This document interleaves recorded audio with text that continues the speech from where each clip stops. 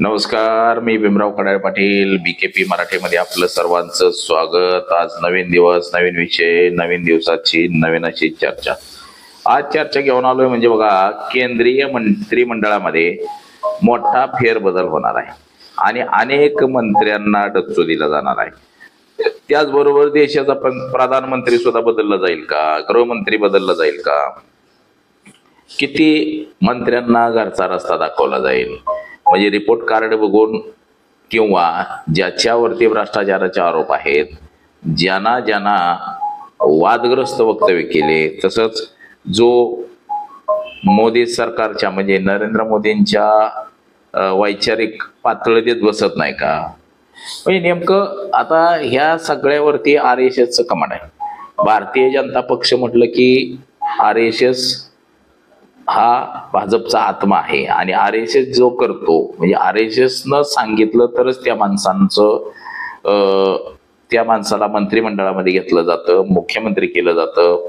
म्हणजे RSSचं कमांड हे भारतीय जनता पक्षावरती आहे आणि भाजपचं जिथं जिथं सरकार आहे तिथं तिथं RSS सांगतं तेच भाजप करतं. तसंच केंद्राच्या मंत्रिमंडळात सुद्धा जे बघा, राहुल गांधींनी सांगितलं होतं की लवकरच नरेंद्र मोदींचं सरकार जाणार आहे आणि नरेंद्र मोदींचा सुद्धा लवकरच राजीनामा येऊ शकतो, असं जे वक्तव्य केलं होतं त्याला कुठंतरी आता दुजोरा मिळायला लागलेला आहे. म्हणजे नरेंद्र मोदींच्या सरकारमध्ये बराच बदल होतोय. आता काल परवा अमित शहा यांनी राष्ट्रपती द्रौपदी मुर्मू यांची भेट घेतली आणि तशी चर्चा सुद्धा केली आणि सध्या चर्चा ही त्या दिशेनं सध्या सुरू आहे की बाबा मंत्रिमंडळामध्ये फेरबदल करायचे. मग नेमकं कुणाला मंत्रिमंडळातून काढायचे, तर या सगळ्या संपूर्ण विषयाची आज आपण चर्चा करणार आहोत. तर चला, सर्वप्रथम आपण जर चॅनल सबस्क्राईब केला नसेल तर चॅनल सबस्क्राईब करावा ही सर्वांना विनंती आणि चला चर्चेला सुरुवात करूया. देशाच्या राजकारणामध्ये भारतीय जनता पक्षाचं जिथं जिथं सरकार असतं तिथं तिथं RSS म्हणजेच राष्ट्रीय स्वयंसेवक संघाचा हस्तक्षेप असतो. राष्ट्रीय स्वयंसेवक संघ हा भाजपचा आत्मा आहे. राष्ट्रीय स्वयंसंघ जे सांगतो, जे निर्णय घेतो ते भारतीय जनता पक्षाला निर्णय घ्यावे लागतात. हे आपण वारंवार बघितलेलं आहे. आता इतर पक्षांचं सुद्धा त्यांचं कसं झालेलं आहे, ते स्वतः अध्यक्ष आणि अध्यक्ष जो निर्णय घेते, परंतु भारतीय जनता पक्षात मात्र तसं नाही. भाजपवरती सर्व तो कमांड हे RSSचा आहे. RSS मध्ये काम केलेलीच लोक भारतीय जनता पक्षामध्ये जाऊन पदावरती जातात. जसं की नरेंद्र मोदी कधी काळी ते गुजरातमधून RSSचं काम करायचे, कधी जिल्हा प्रभारी झाले, 5 जिल्हा प्रभारी झाले, पुन्हा 5 राज्याचे प्रभारी झाले आणि नंतर ते गुजरातचे मुख्यमंत्री झाले. भारतीय जनता पक्षामध्ये गेले, पहिल्यांदा निवडणूक लढवली, आमदार झाले आणि 1.5-2 वर्षात ते डायरेक्ट मुख्यमंत्री झाले. सलग 18.5 वर्ष नरेंद्र मोदी गुजरातचे मुख्यमंत्री राहिले. त्यानंतर खासदारकीची निवडणूक लढवली आणि खासदारकीची निवडणूक लढवून डायरेक्ट देशाचे पंतप्रधान झाले, म्हणजे प्रधानमंत्री झाले एकंदरीत. तर हे RSS केडरमध्ये जो काम करतो तोच पुढे जाऊन भारतीय जनता पक्षाच्या उच्च पदावरती जातो, हे आपण वारंवार पाहिलेलं आहे.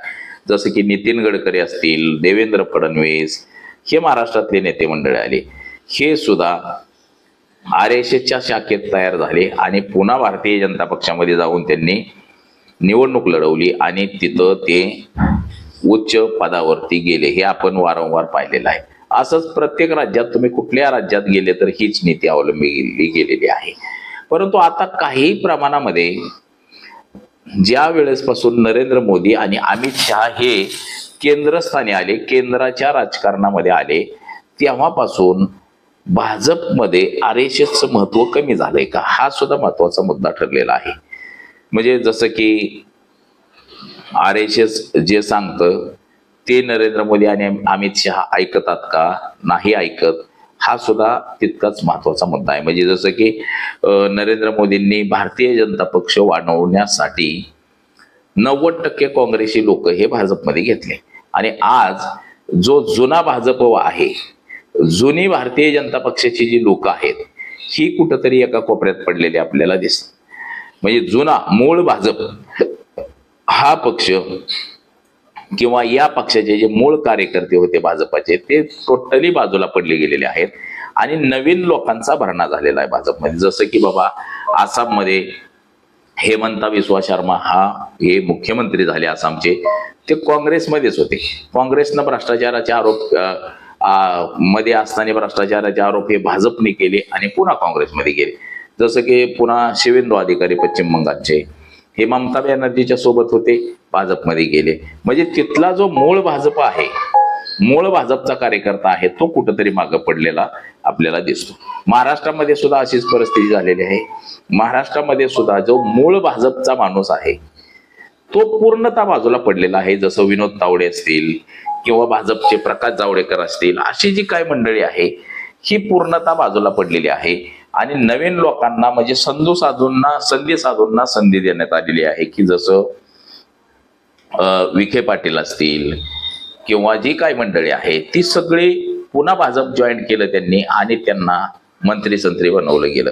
आता ह्या सगळ्या प्रक्रियेला RSSचा विरोध असतो की जे जुने लोक आहेत त्यांनाच तुम्ही संधी द्या, भ्रष्टाचाऱ्यांना स्थान देऊ नका, असं RSSचं एक कुठंतरी ब्रीदवाक्य असतं.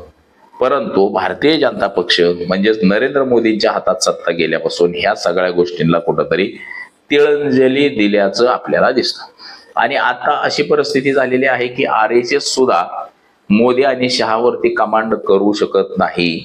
मोदी आणि शहा यांची प्रचंड ताकद वाढलेली आहे, दादागिरी वाढलेली आहे.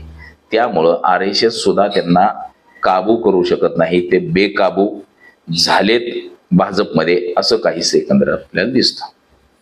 परंतु दाखवलं जातं मात्र भाजप आणि RSSचा एक संघमेळ आहे, हे मात्र दाखवण्याचा प्रयत्न केला जातो. आपण वारंवार पाहिलेलं आहे. तर आता देशामध्ये भ्रष्टाचार, नीट पेपर फुटीचं प्रकरण, महागाई, शेतकरी मुद्दा असेल, हे असे अनेक मुद्दे देशामध्ये सध्या गाजत आहेत. महागाई प्रचंड वाढलेली आहे. पेट्रोल डिझेलचे भाव गगनाला भिडलेले आहेत. 1 रुपयाला मिळणारी गोष्ट आज 10 रुपये, 20 रुपये, 100 रुपयाला मिळायला लागलेली. म्हणजे प्रचंड महागाई. जसं की 2014च्या अगोदर म्हणजे भाजपचं सरकार यायच्या अगोदर जी मोटरसायकल 60,000ला मिळायची ती आता 1.25 लाखाला झाली. म्हणजे दुपटीनं तिपटीनं. जसं आता शेतकऱ्या बाबतीत आपण जर बोललो तर शेतकऱ्याला जर समजा शेतीसाठी लागणारी अवजारे घ्यायची किंवा ट्रॅक्टर घ्यायचा, जो ट्रॅक्टर 3 लाखाला मिळणार आता 7 लाख 8 लाख त्याची किंमत झालेली आहे. परंतु शेतीमालाचा बाजारभाव वाढलेला नाही. शेतीमालाचा बाजारभाव उलटा कमी झाला, परंतु वाढला नाही. म्हणजे अशी सगळी परिस्थिती देशामध्ये झाली. तर विद्यार्थी शिक्षण घेत आहेत, महागाईचं शिक्षण आहे. आज सरकारी शाळा बंद झाल्यात. 90,000 सरकारी शाळा ह्या 2014 पासून ते आतापर्यंत बंद झाल्या या 12 वर्षामध्ये. खाजगी शिक्षण प्रणाली आली. त्याला तुमचं अंगणवाडीला पोरग टाकायचं म्हणलं तरी 20,000, 30,000, 40,000, 50,000, 1 लाख, 2 लाख, 5-5 लाख रुपये डोनेशन द्यावं लागते. फी भरमसाठ भरायला लागते. शिक्षण जरी त्या विद्यार्थ्याचं पूर्ण झालं तर नोकरीची गॅरंटी नाही. त्याच्यात पेपर फुटीची मोठी प्रकरणं. असा देशात प्रचंड गदारोळ सध्या सुरू आहे. आणि या सगळ्या गदारोळामुळं भारतीय जनता पक्षाचं जे मंत्रिमंडळ आहे अख्खच्या अख्ख ते पूर्णतः अडचणीत आलेलं आहे. म्हणजे कुठं घोटाळा नाही असं कुठलं खातं शिल्लक राहिलेलं नाही. आपण काल पाहिलं की पावसाळी अधिवेशन आता सुरू आहे केंद्राचं. त्या पावसाळी अधिवेशनामध्ये राजनाथ सिंग यांनी जे गेल्या हिवाळी अधिवेशनामध्ये मुद्दा मांडला होता, जे ऑपरेशन सिंदूर झालं होतं त्याच्यामध्ये एकही जवान शहीद झाला नाही असं राजनाथ सिंग यांनी सांगितलं होतं. मात्र सैन्यांकडून जी पत्रकार परिषद घेण्यात आली त्यानंतर 6 जवानांचा मृत्यू झाला असं सांगण्यात आलं. परंतु काँग्रेसचा आरोप आहे की 10 जवान शहीद झालेले आहे. ही माहिती सगळी लपवली गेलेली आहे. म्हणजे राजनाथ सिंग यांनी संसदेत खोटं उत्तर दिलं, ते सुद्धा अडचणीत आले. शिक्षण मंत्री धर्मेंद्र प्रसाद यांच्या बाबतीत तर बघा 90 वेळा पेपर फुटलेला आहे. मग तो नेटचा पेपर असेल, TATचा पेपर असेल, वेगवेगळ्या प्रकारचे जे पेपर आहेत, हे पेपर फुटीचं जे सत्र आहे हे थांबना. काल जी परीक्षा होती TATची तो सुद्धा पेपर फुटला.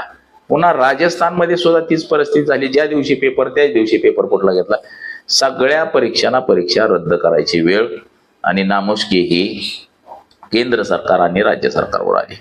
देशामध्ये 22 राज्यांमध्ये भारतीय जनता पक्षाचं सरकार आहे. फक्त थोड्याफार राज्यांमध्ये इतर पक्षाचं सरकार आहे. केंद्रामध्ये भाजपचं सरकार आहे. सगळी सत्ता भाजपच्या ताब्यात आहे. तरी सुद्धा पेपरफुटीची प्रकरणं थांबत नाही. त्यातच आता राम मंदिराचा मुद्दा निघलेला आहे.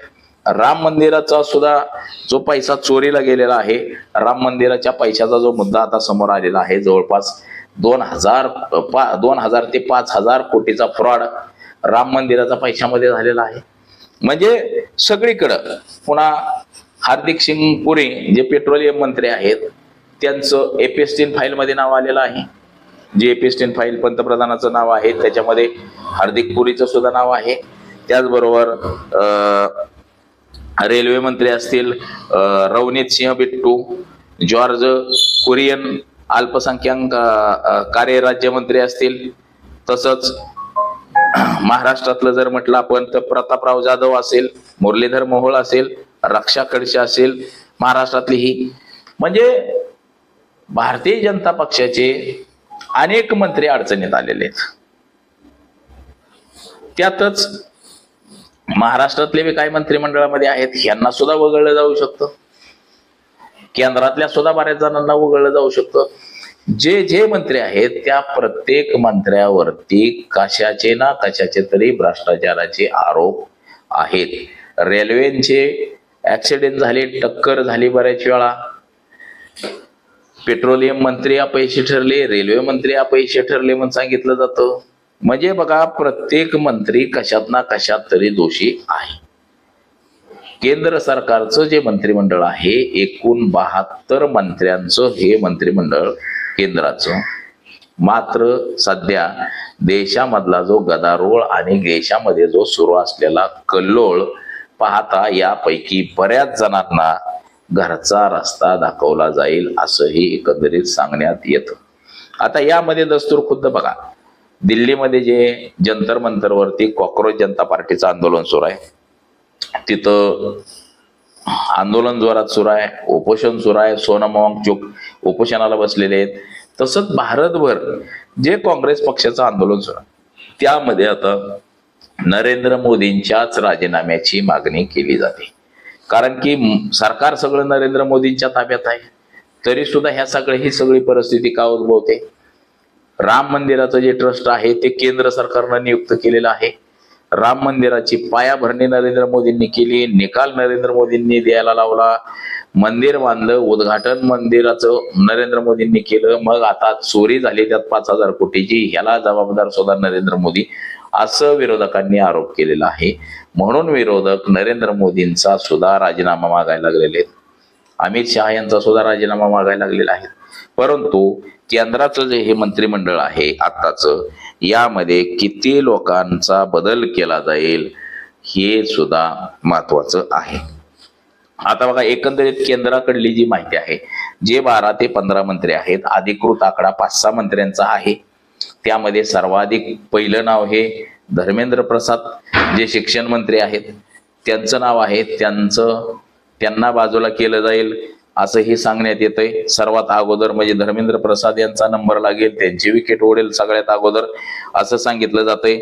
त्यानंतर बघा, जे जॉर्ज कुरियन हे जे अल्पसंख्याक राज्यमंत्री आहेत, म्हणजे राज्यसभेचा कार्यकाळ संपल्याने त्यांना पुन्हा संधी मिळालेली नाही, त्यामुळं त्यांचं मंत्रिपद जाणार. हे काळ्या दगडावले पांढरे रेख आहे. आता अल्पसंख्याक मंत्री हे किरण रिजिजू, कायदा मंत्री बी किरण रिजिजू आहेत. अल्पसंख्याक मंत्री हा देशामध्ये मुस्लिम समाजाचा आजवरती असतो, परंतु भारतीय जनता पक्षानं मुस्लिम समाजाचा मंत्री आतापर्यंत तरी दिलेला नाही. तर बघा, हे जॉर्ज कुरियन यांची गच्चंती अटळ आहे. त्याचबरोबर रेल्वे मंत्री जे आहेत, रेल्वे मंत्री नवनीत सिंह बिट्टू यांची सुद्धा, यांना राज्यसभेवरती घेतलं होतं आणि राज्यसभेवरनं त्यांना रेल्वे मंत्री केलं होतं. रेल्वेचं राज्यमंत्री केलेलं होतं. रेल्वे आणि अन्न प्रक्रिया त्यांच्याकडे खातं होतं. आता त्यांची सुद्धा राज्यसभेची मुदत संपली आणि त्यांना पुन्हा राज्यसभेवर संधी दिलेली नाही. त्यामुळं त्यांचा सुद्धा मंत्रिमंडळातून राजीनामा येऊ शकतो. म्हणजे त्यांना द्यावाच लागणार आहे. म्हणजे 12-15 जे मंत्री वगळले जाणार आहेत त्यापैकी ही नाव आहेत. तसंच बघा, महाराष्ट्रामधून आपल्या 3 मंत्री आहेत. रक्षा खडसे आहे भारतीय जनता पक्षाचे, प्रतापराव जाधव आहेत शिवसेना एकनाथ शिंदे गटाचे, आणि मुरलीधर मोहोळ हे भाजपचे. माझे भाजपचे 2, एक एकनाथ शिंदे गटाचे.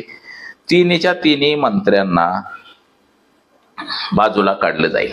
तिन्हीच्या तिन्ही मंत्र्यांना वगळलं जाऊ शकतं. म्हणजे जे 72 मंत्रिमंडळामध्ये जे मंत्री आहेत आता, यांची संख्या सुद्धा वाढवली जाऊ शकते. म्हणजे जे छोटे छोटे पक्ष आहेत भाजप सोबत गेलेले, ह्या सगळ्यांना सत्तेमध्ये सहभागी करून घ्यायचे. म्हणून ह्याचा आकडा हा 81 वरती सुद्धा जाऊ शकतो. जो अटल बिहारी वाजपेयींनी मंत्रिमंडळामध्ये बदल करून, मंत्रिमंडळाच्या संख्येमध्ये बदल करून मर्यादित मंत्रिमंडळ ठेवायचं असं सांगितलं होतं. परंतु आता ह्याला तिळंजली दिली जाणार आहे आणि मंत्र्यांची संख्या ही वाढली जाईल असंही एकंदरीत आपल्याला दिसतंय. म्हणजे मंत्रीच वाढतील आता. आणि येणाऱ्या बघा 2-4 दिवसामध्येच मंत्रिमंडळामध्ये हे फेरबदलाचे संकेत आहेत. महाराष्ट्रातले ते हे जातील. शिक्षण मंत्री धर्मेंद्र प्रसाद, पेट्रोलियम मंत्री हार्दिक पुरी, केंद्रीय मंत्री ते पुन्हा राज्यमंत्री जातील. असे अनेक, म्हणजे एक डझनभर मंत्री, 12 ते 15 मंत्र्यांचा राजीनामा येऊ शकतो अशी सध्याची देशातली स्थिती आहे. अमित भाई शहा यांनी राष्ट्रपती द्रौपदी मुर्मू यांची भेट घेतलेली आहे आणि तसे संकेत दिलेले आहेत. आता यामध्ये दस्तूर खुद्द नरेंद्र मोदींचा राजीनामा येतोय का, अमित शहाचा येतोय का नुसतंच ह्या बाकीच्या मंत्र्यांचा राजीनामा घेतला जाईल आणि त्या ठिकाणी नवे मंत्री घेतले जाईल, हेही आपल्याला येणाऱ्या 2-4 दिवसामध्ये कळेल. तर बघा, आज एवढंच. माझा सहकारी कॅमेरामन अनिकेत सह, मी भीमराव कानडे पाटील, BKP मराठी, इंदापूर, पुणे.